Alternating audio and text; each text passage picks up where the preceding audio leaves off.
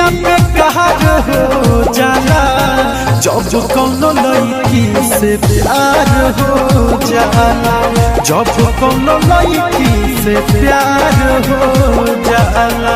खाइल पियल जियल तू सब हर हो जाला, खाइल पियल जियल तू सब हर हो जाला जब कौनो लड़की से प्यार हो जाला, जब कौनो लड़की से प्यार हो जाला।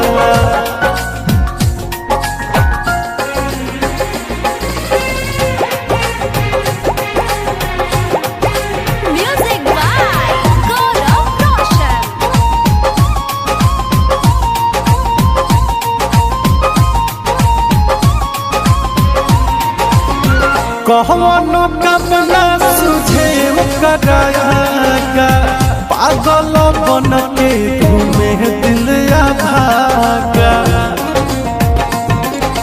हे अरे सुना कहवनो कपना सुझे कराया पागल बन के घूमे दिल भागा। दूर भइला के दर्द बहुत बुझला, दूर भइला के दर्द बहुत बुझला जब कौनो लड़की से प्यार हो जाला, जब कौनो लड़की से प्यार हो जाला। Mix by Aditya recording studio Gopalganj.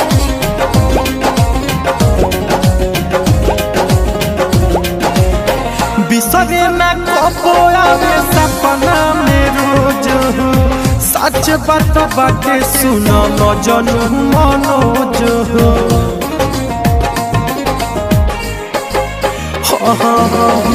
बिसरे न कपोया में सपना में रोज हो, सच बात बाटे सुनो न जनू मनोज हो।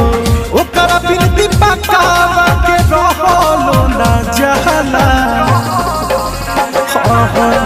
ओकरा बिनती पकावा के रहलो ना जाला जब कौनो लड़की से प्यार हो जाला, जब कौनो लड़की से प्यार